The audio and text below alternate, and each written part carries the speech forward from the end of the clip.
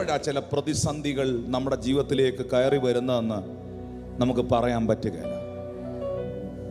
അവിടെ നീ തളർന്നു പോകാതിരിക്കണമെങ്കിൽ, അവിടെ നീ തകർന്നു പോകാതിരിക്കണമെങ്കിൽ, അവിടെ ആങ്സൈറ്റി ഇല്ലാതെ, ആകുലതകളില്ലാതെ ദൈവത്തെ സ്തുതിക്കാൻ കഴിയണമെങ്കിൽ, ചാമ്പൽ കൂമ്പാരത്തിൻ്റെ മുകളിലിരുന്നും അപ്പാ എന്ന് വിളിക്കുന്ന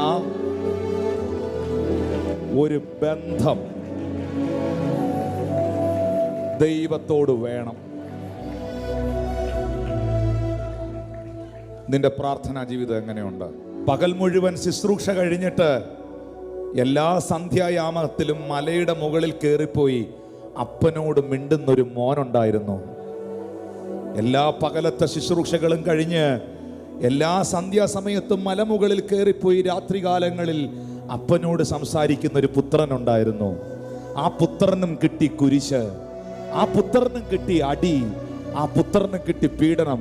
പക്ഷേ അപ്പനോടുള്ള ബന്ധം അവനിൽ നിന്നതുകൊണ്ട് കല്ലറകൾക്കോ ക്രൂശിനോ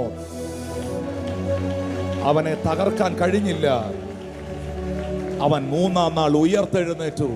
പ്രതിസന്ധിയുടെ നടുവിൽ, പ്രശ്നങ്ങളുടെ നടുവിൽ പ്രാർത്ഥിക്കുന്നവരുടെ എണ്ണമാണോ കൂടുതൽ, പിറുപിറുക്കുന്നവരുടെ എണ്ണമാണോ കൂടുതൽ? പക്ഷെ ഇവിടെ ദാവീദ് പ്രാർത്ഥിക്കുകയാണ്.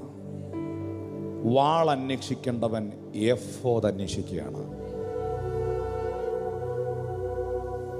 ഞാൻ ഈ പരീക്ഷയെ പിന്തുടരണോ? ഞാൻ അവരെ എത്തിപ്പിടിക്കോ? പ്രതിസന്ധിയുടെ നടുവിൽ കർത്താവിൻ്റെ അടുത്തൊന്ന് ഇരിക്കാവോ? മാനസിക സംഘർഷങ്ങളുടെ നടുവിൽ ഒരു അരമണിക്കൂർ ഒന്ന് പ്രാർത്ഥിക്കാവോ?